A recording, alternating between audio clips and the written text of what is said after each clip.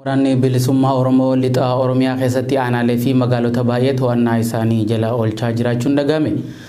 Dhiyeenya kana waraana bilisummaa Oromoo lixa Oromiyaa keessatti gaggeessaa jiruun kaampilee waraana mootummaa barbadeessuun to'ataa kan jiru yeroo ta'u, dhiyeenya kana waraanni bilisummaa Oromoo lixa Oromiyaa keessatti lola gaggeessaa jiruun kaampilee humnoota mootummaa barbadeessuun to'ataa kan jiru ta'uu namni lixa Oromiyaa irraa dubbifne tokko BBS itti himee jira.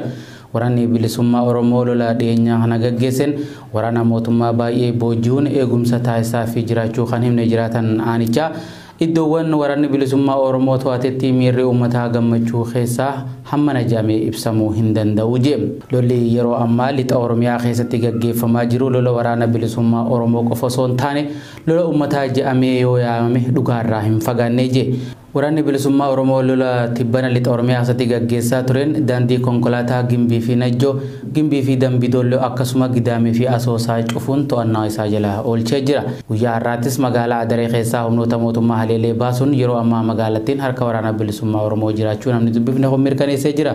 Walumaa galatti injifannoo waraanni bilisummaa Oromoo lixaa fi kibba Oromiyaa keessatti gaggeessaa jiruun gammachuun uummatichaa waan dabalaa jiruuf abdiin fuulduraa ifa ta'uu namni kun shakkii hin qabnu jechuun dubbatee jira.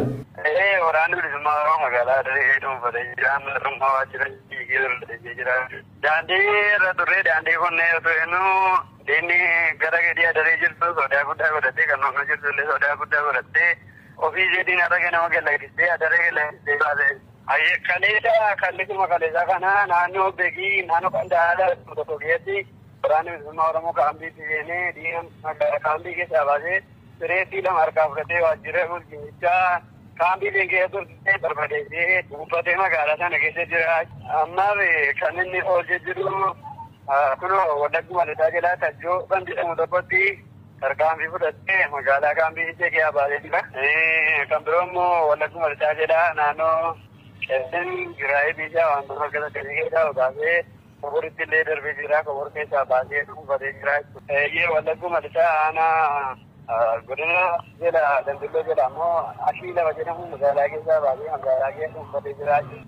Hanga maatii isaanii waraanni bilisummaa Oromoo boojii harkaa qabullee magaalaa keessaa kaambii diinaa sana keessaa baasetti naannoo saawwatanii jiranii uffatee harka isaa keessa jira jechuudha. Booji'amtoota duwwaa magaalota hedduu keessaa bobaasaa jira jechuudha. Durillee ganda hanga aanaa hanga godina turte